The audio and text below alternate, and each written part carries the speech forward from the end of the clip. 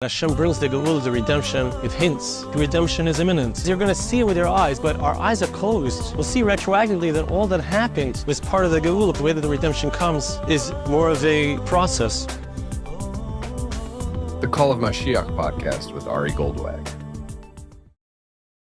Listening to the second edition of the Call of Moshiach podcast. Here we are, again in Yerushalayim, in a little corner next to the Ramban Shul.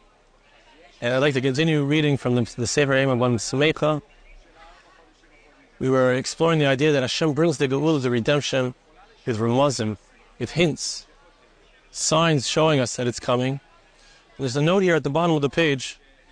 There's a continuation of this idea from the author of the Sefer, the Am Yisrael, had a diary that he kept, his Holocaust diary, as he was going through the challenges and travails. He says like this: We have to be careful not to push away the possibility of any idea which may represent the spark of redemption and a sign that Hashem is showing us that the redemption is imminent. Perhaps it will specifically be done in this way.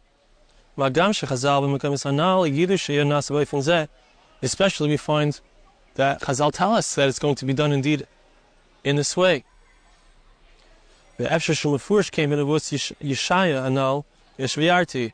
It could be explicit in the Nevuah of Isaiah, as it was explained. It will see, it's Hashem will see it inside in the Sefer. Shem Rabbeinu Yismach Moshe Shamati Bir passuk. In the name of the Yismach Moshe, I heard an explanation of the passuk. The passuk refers to the fact that God is going to return us from our exiles. And the passuk says, in front of your very eyes. So says Hashem. That kavana, what is the idea? The passuk is really saying explicitly how the Gula is going to come, when it's going to be, what it's going to look like. Right? It says you're going to see it with your eyes, but our eyes are closed. We don't see it. We can see something, it could be right in front of our very eyes, our very face, but we don't notice what's going on. But after Hashem returns our exiles, we'll understand the meaning of the passuk. The nigle le'einenu shem Hashem. It will be revealed to our eyes. We'll see retroactively that all that happened was part of the Gula, part of the redemption. Zman ha'Gula v'oifen ha'Gula, the time of redemption, the way that we were redeemed. Perhaps after this we'll understand the prophecy of Isaiah.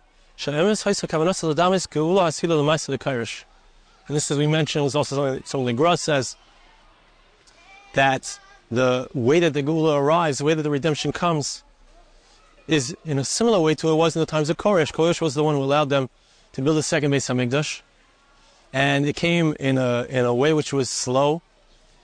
Part of the Jewish people came, and more came, and more came. They built the Beis HaMikdash, but it wasn't overnight. It wasn't in one day. It was more of a tahalich, more of a process.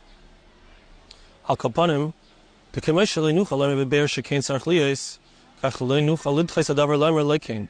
That's important. It's important to understand as we go into the Sefer, as we go into these ideas, that we can't know for sure that this is how it is. We can't know for sure that this is how it's going to be. We also can't say that it's for sure not that way. It's a very important idea. And we have to be coming into these ideas with an open mind, to look and to see that Eretz Yisrael is inhabited by nearly 7 million people. 100 years ago, you had maybe 40, 50,000 people. Sounds like a hint to me. You need to accept all of these ideas, all of the possible ways that Hashem has many means to bring about Gula. Maybe Hashem wants to do it specifically in this way. Whoever really wants to understand will admit that this is true. Okay, so He's laying down the foundation for understanding or this proper being open-minded to the ideas that he wants to present. Let's get back inside of the text. Call Bar Yisrael. Now let's think about this for a small amount of time. The nevuah that we quoted before, which speaks about the fact that Hashem is going to whistle to us, to hint to us, and to gather us, right? Does this sound like this is our times? There's an awakening. This is talking again 75 years ago. During World War II, there was already an awakening to return to Eretz Yisrael. Certainly in our times, there's an awakening. So many people returning. That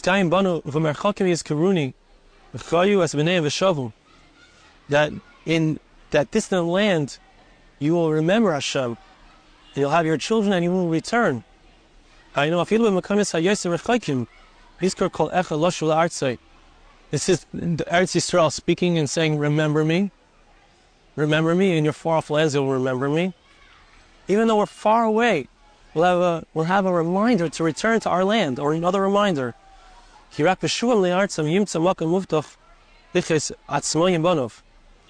Eretz Yisrael, right, again, he's talking during World War II, where is it safe? And really, even today, where is it safe? We know that we can teach our children without being threatened. We don't have to worry about the New York Department of Education dictating to us what to teach our children. Right? Where is it truly safe and we don't have to run away? In Eretz Yisrael. This entire prophecy is completely fulfilled. It's exactly what's going on in our times. And you'll see inside of the book, the Chachmei Hashash, that the sages of the Talmud, all of their words were said with Ruach HaKodesh, with divine inspiration. It's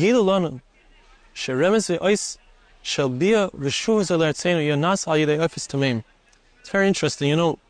One of the things that's hard to understand, you don't know why, but HaKadosh Baruch Hu, when he decided to bring the Jewish people back to Eretz Yisrael in our times, so it's being done through people who we could say are Anshe Delay Maili, people who are not the greatest people, the greatest tzaddik and the greatest righteous individuals. But we find that our Chazal refer to the fact that there is an idea, a concept of Eifes Tameim. There are birds who are impure. So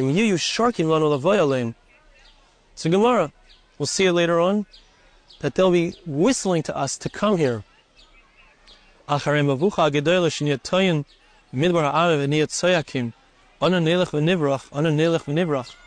saying, where do we go? Where do we go? There's nowhere to turn.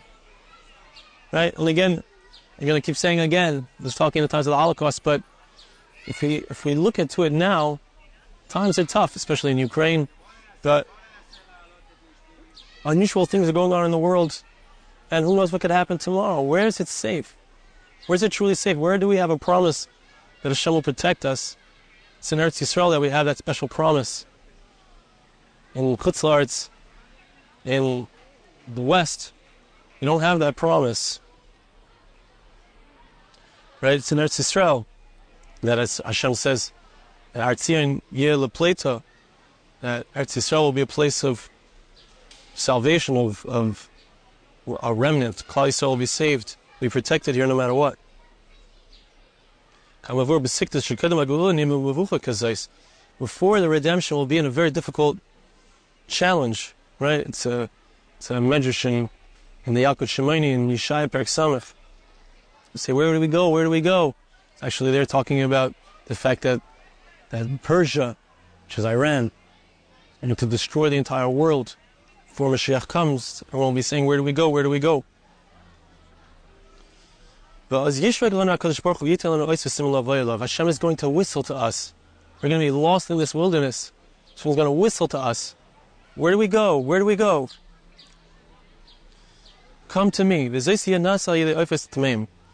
going to be done, as Chazal say, by impure birds.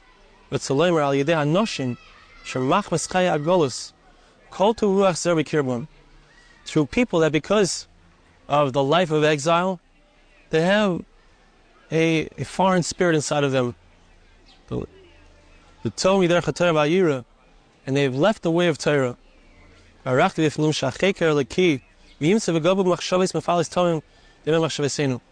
to explain inside of the Sefer, why is it that HaKadosh Baruch Hu, why is it that God indeed decided to start off the Geula in this way, in this way of a ta'alich, in this way of a process that involves people who are Anshei Maili. They're not the kind of people that we consider leaders of the spiritual aspect of Klal Yisrael. We'll see that later, but that is a concept that's important to know. That is part of the Geula process. We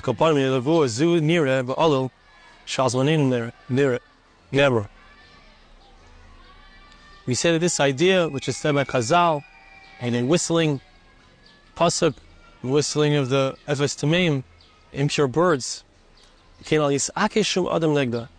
be careful not to say that this is not what's going on. You got to be careful not to deny that this is perhaps the way HaKadosh Baruch Hu. To me, it's pretty clear the way HaKadosh Baruch Hu is bringing the Geula.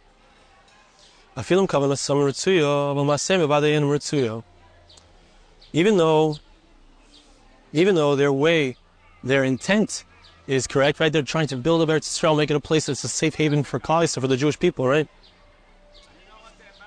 But their ways, their actions are not desired. Ein perakama de Megillah, Amarava, the Pekida Ba'alma. You see the first parak of Megillah, that Rava says there's a concept of Pekida. Pekida is the first stage of redemption. There's a Pekida and a Zechira. There's a first stage where Hashem remembers the Jewish people, and then there's a slow ta'alich, a process that we go through in order to get to the redemption. And after all of that, there's actually a Zechira, which is more open revelation. We could call it Shech ben David. Because of Rasha, the Pekida, Yisrael, Tzas Me'oz, Eretz Yisrael, Ayin Shalom. Marsha explains that what's the Pekida? It's the first step. It's where we first begin. We have that first level, that first point in time where the Jewish people start to return and live in Eretz Yisrael. That happens first. Or they call Yishuv Shal Yisrael, Eretz Yisrael, HaPekida Shal Geula. When you see the Jewish people, based on this Marsha in Megillah, and you see that the Jewish people are returning to live in Eretz Yisrael, that's a sign. And we're at the beginning stages of Geula. Right? This is 100 years ago. The Gra, 200 years ago, sent his students here. Right? That was the beginning of the return of Klal Yisrael to Eretz Yisrael. He was the Aschalto de Geula. Now we're dealing with nearly 7 million people. Almost half of Klal Yisrael is here. Certainly, the whistling is going on. Right? It started off back in the times of Koresh, back in the times of Ezra and Nehemiah. Only a few thousand came. It was a few thousand, very similar. Then slowly it built up. Can you praise Hashem? He says there's already 1 million people there. Really, now we have almost 7 million people here. There's never been this amount of Jews in Eretz Yisrael for 2,000 years since the Beis HaMikdash was destroyed. It's an incredible thing. We're used to it. We don't even think about it. But it wasn't true 100 years ago. It's very clear that this is the beginning of the redemption.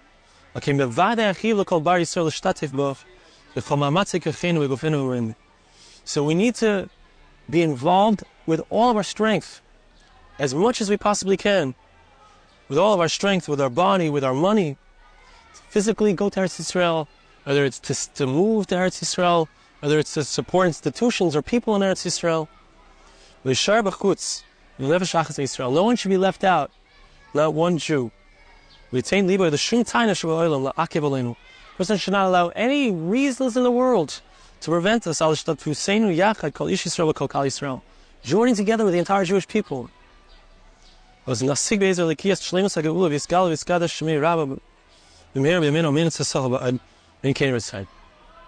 zeicha. We should merit in this way to the complete redemption, but we need to know, so we're going to talk about, that it's not enough to wait for the moment when the miracles are happening. It's not enough to wait for that. We need to have a kisufo. We need to have a desire to live in Eretz Yisrael. We need to want to be here. We need to try our best to get here.